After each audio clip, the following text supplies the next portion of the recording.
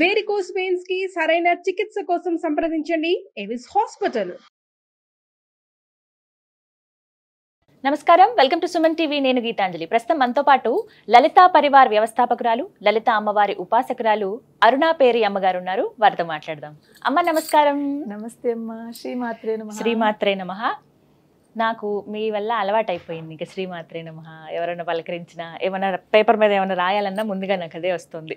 చాలా మంచిదమ్మా. ఇంకా అమ్మ ఉంది నా దగ్గర అన్న భావన.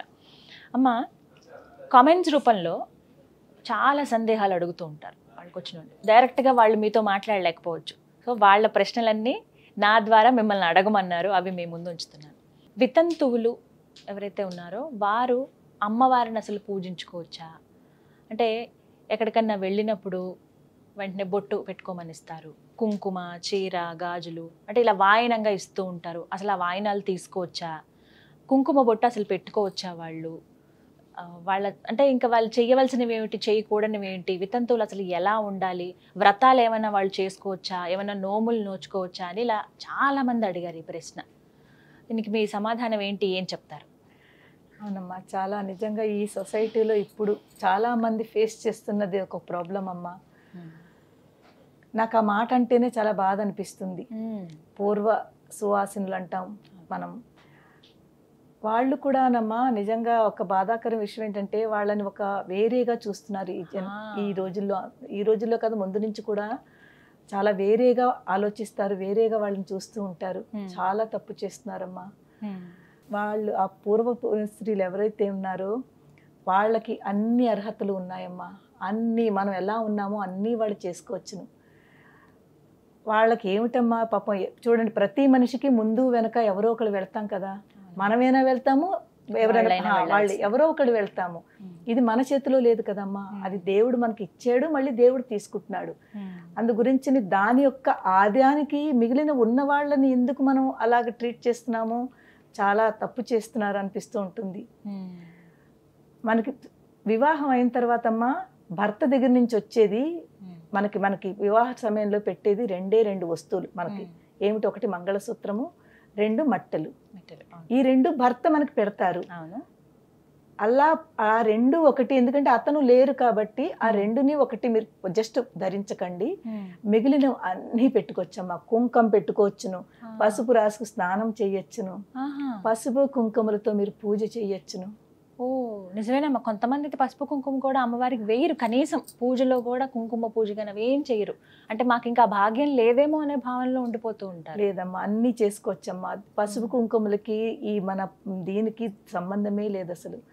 కనీసం ఈ భావనతోటి నేను పసుపు కుంకుమలతోటి అమ్మవారికి పూజ చేస్తున్నాను అనే ఆ భావనతో చేస్తే వచ్చే వాళ్ళకి ఒక మనసులో ఉంటుంది, వచ్చే జన్మైనా మాకు ఇలా ఉండకూడదని పాపం వాళ్ళు అనుకుంటారు. తప్పకుండా వాళ్ళ కోరిక తీరుతుంది. చెయ్యొచ్చమ్మా, ఏమీ తప్పు లేదు. కానీ మన సొసైటీ ఎలా ఉందంటే వాళ్ళని నిజంగా వేరే రకంగా చూస్తారు. పిలవడానికి కూడా వాళ్ళు అంటే వాళ్ళు కన్ఫ్యూజన్ లో ఉంటారు. పిలవచ్చా, పిలవకూడదా? పిలవరమ్మా అసలు. అంటే ఏదన్నా ఇంట్లో ఏమైనా పెళ్లిళ్ళు అవి అవుతున్నా కూడా అందరూ సరదాగా పార్టిసిపేట్ చేస్తూ ఉంటారు. పసుపు రాసేటప్పుడు ఏదో ఒకటి, వాళ్ళు మాత్రమే పక్కగా నిలబడతారు. అంటే మేము శుభకార్యాలకు మేము రాకూడదేమో, మేము దూరంగా ఉండాలి కదా. అది చాలా బాధ అనిపిస్తుంది. చాలా బాధ అనిపిస్తుంది. నేను వాళ్ళందరికీ ఏం చెప్తానంటే, పిలిచిన వాళ్ళకి వీళ్ళు వచ్చిన వాళ్ళకి కూడా వాళ్ళకు కూడా మనందరికి ఎంత అర్హత ఉందో వాళ్ళకు కూడా అంతే అర్హత ఉంది. తప్పకుండా పిలిచి వాళ్ళందరూ కూడా వాళ్ళని కూడా పిలవండి. వాళ్ళని కూడా పిలిచి మనందరికి ఎంత ఆప్యాయత, ఎంత ఇది ఇస్తున్నారో అంత వాళ్ళకు కూడా ఇవ్వండి. తర్వాత ఎవరైతే వెనక, ఎందుకంటే వాళ్ళు ఒక ఈ అలవాట్లో ఉండిపోయారు, వేరేగా ఉండాలి, అందరి మధ్యలోనే వెళ్ళకూడదు, అక్కడ శుభకార్యం జరుగుతోంది మేము ఉండకూడదు అని పాపం వెనక్కి ఉంటారు. అమ్మ, మీరందరూ అల్లాగా అస్సలు అనుకోవద్దు. మీరు కూడా అంతే అర్హత మీకుంది. మీరు కూడా చక్కగా మన సమాజంలో ఒక మంచి పేరు, మీరందరూ ముందుకు రండి. మీరందరూ అలా వెనక్కు ఉండాలని ఎప్పుడూ అనుకోకండి. అందరూ సమానమే, సమభావం తీసుకోవాలి. తర్వాత ఇక్కడ ఇంకో విషయం అమ్మా, ఈ పసుపు కుంకుమలు అనేది మనకి శుభకార్యాలకి, శుభం అంటే మంచి మంగళప్రదమైనది. ప్రతి మనిషి కోరుకుంటాడమ్మా శుభం కావాలని. ఎవరు అశుభం కావాలని కోరుకుంటారు చెప్పండి? అదే కదా, మంచి జరగాలని అనుకుంటారు. ఎవ్వరు అశుభం కావాలని కోరుకోరు కదా. సో శుభం కావాలనుకున్నప్పుడు వాళ్ళకి శుభం అక్కర్లేదా చెప్పండి? వాళ్ళని ఎందుకు మనం దూరం చేయాలి ఇది చేయకూడదని? సో వాళ్ళు చెయ్యొచ్చును. తర్వాత నేను రీసెంట్లీ ఇప్పుడు జరిగింది నేను చెప్తున్నాను. నిన్ననే ఫంక్షన్కి వచ్చాను ఒకటి. అక్కడ ఇలాగే ఒక ఆవిడ పాపం వెనకాల ఉన్నారు. అందరికీ నా దగ్గరికి వచ్చి నా చేత బొట్లు పెట్టించుకుంటున్నారు. ఆవిడ వెనక్కున్నారు, రావట్లేదు. నాకు అర్థమైపోయింది. కూర్చుని ఉన్నారు, రావట్లేదు. నేను పిలిచాను, నేను దగ్గరికి రమ్మని పిలిచాను. పిలిస్తే నేను ఇలా బొట్టు పెడుతున్నాను ఆవిడకి. ఇలా అంది ఆవిడ, ఏం పర్వాలేదమ్మా రండి అని చెప్పి నేను నా చేత్తో నేను ఆవిడకి బొట్టు పెట్టానమ్మా. నిన్న జరిగింది ఇలా. కుంకుమ పెట్టచ్చమ్మా. కుంకుమకి ఇది ఏం తప్పు లేదమ్మా. ఇది మన బొట్టు అనేది మన సంస్కారం అమ్మా. సంస్కారం. ఈ టిక్లీలు ఇవన్నీ ఇప్పుడు కదమ్మా వచ్చాయి. ఇది వరకు రోజులు ఎక్కడున్నాయి చెప్పండి? తిలకమే ఎవరైనా సరే చక్కగా కుంకుమ తిలకములో ఉన్నంత అందము. కానీ ఇది ఏంటంటే మనము బయటకు వెళ్తూ ఉంటాము, ఇటు అటు అవుతూ ఉంటుంది, తిరుగుతూ ఉంటుంది అని చెప్పి మనం ఇలా చేసుకుంటున్నాము. అందు గురించి నేను ఇది చెప్తున్నాను. మా లలితా పరివారంలో పారాయణలు అవుతుంటాయి కదమ్మా. పారాయణలు అయినప్పుడు నేను వాళ్ళకి చాలా ఇంపార్టెన్స్ ఇస్తాను. వాళ్ళని ముందు కూర్చోబెడతాను, తీసుకొచ్చి ముందు కూర్చోబెడతాను. వాళ్ళు ఎంత ఆనందపడిపోతారో చెప్పలేము. నేను అసలు డిఫరెన్స్ చూపించను. నాకు ఎంత వాళ్ళకి మిగిలిన వాళ్ళకి ఎంత రెస్పెక్ట్ ఇస్తున్నానో వాళ్ళకి నేను వాళ్ళకి అంత రెస్పెక్ట్ ఇస్తే ఇంకా ఎక్కువ ఇస్తాను. వాళ్ళకి నేను చీర జాకెట్టు పసుపు కుంకుమ నేను అందరికి ఇచ్చినట్టుగానే వాళ్ళకి కూడా ఇస్తాను. ఏమీ తేడా చెయ్యనమ్మా. వాళ్ళకి ఎంత ఆనందం తీసుకోవచ్చు. కాళ్ళకి పసుపు రాయొచ్చమ్మా. వాళ్ళకి ఏమి తప్పు లేదమ్మా. మీ మనసు బాగుంటే, మీరు మంచిగా ఉండి మీ మనసులో మీకు రాయాలని ఉంటే అది కూడా చేయండి. ఏమీ తప్పు లేదు. దేనికి వెనకాడద్దమ్మా అస్సలు.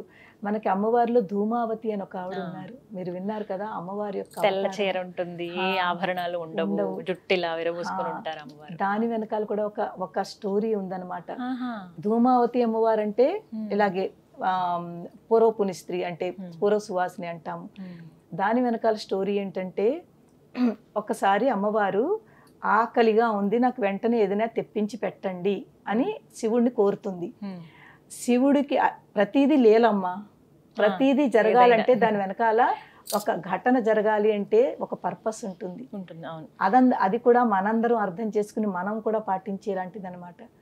సో శివుడు వస్తోంది అని పాపం చెప్తుంటారు, నీకు కొంచెం వెయిట్ చేయి వస్తుందని.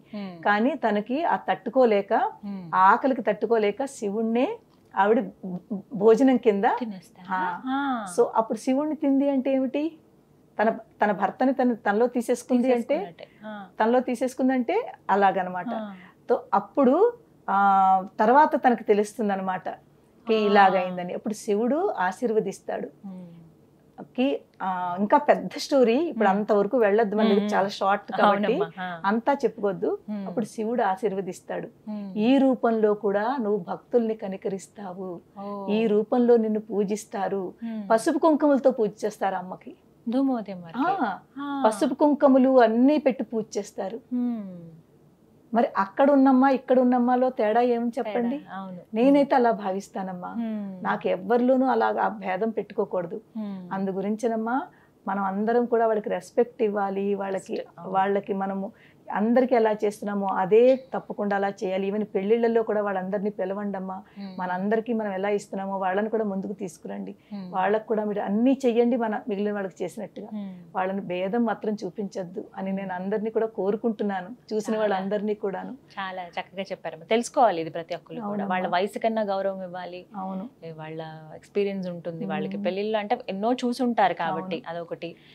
ఇప్పటి వాళ్ళ ఎంగేజ్ లో ఇలా జరిగిన వాళ్ళైతే వాళ్ళకి మర్యాద ఇచ్చి అందరితో పాటు కలుపుకోవాలి. వాళ్ళని కూడా వాళ్ళలో ధైర్యం కూడా తెచ్చుకోవాలమ్మా. చాలా మంది ధైర్యంగా పాపం బాధలో ఉంటారు, అసలు వెళ్ళరు ఫంక్షన్లకి. అవును, దూరం ఉండిపోతారు.